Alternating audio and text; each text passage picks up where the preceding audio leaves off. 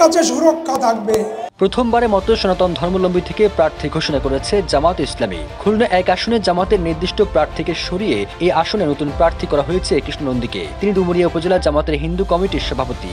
এমন প্রেক্ষাপটে বিভিন্ন মহলে প্রশ্ন উঠেছে, হঠাৎ কেন হিন্দু নেতাকে প্রার্থী করেছে জামাত? এটি কি অন্য কোনো কৌশলের অংশ?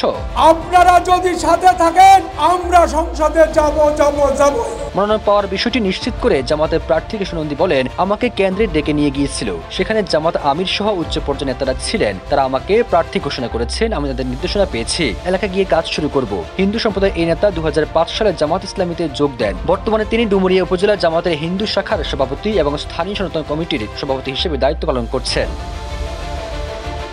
কিন্তু বিভিন্ন মহলে প্রশ্ন উঠেছে, একজন ভিন্ন সম্প্রদায়ের মানুষ হয়ে কেন ইসলামী আদর্শ লালন করা জামাত ইসলামীতে যোগ দিয়েছেন নন্দী? তবে এ বিষয়ে গণমাধ্যমকে দেওয়া এক সাক্ষাৎকারে তিনি বলেন, কঠোরভাবে আদর্শভিত্তিক জামাত হলো ন্যায়সত্যতার দল। এখানে দুর্নীতি নেই, চাঁদাবাজ নেই, মাদক নেই, শান্তি সমৃদ্ধির দল বলে আমি জামাতকে বেছে নিয়েছি এবং হঠাৎ নয় 2005 সালে জামাতে যোগ দিয়েছেন বলেও জানান তিনি।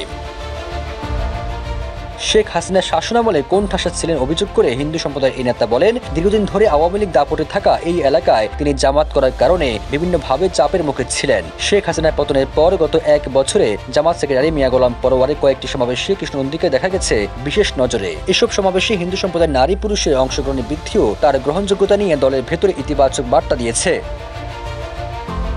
খুলনা 1 আসনে তার মনোনয়নকে দলীয় পর্যায়ে একটি ব্যতিক্রমী ও কৌশলগত সিদ্ধান্ত হিসেবে দেখছে জামাত ইসলামী। এই আসনে প্রাথমিক মনোনয়নে প্রার্থী ছিলেন মাওলানা আবু ইউসুফ।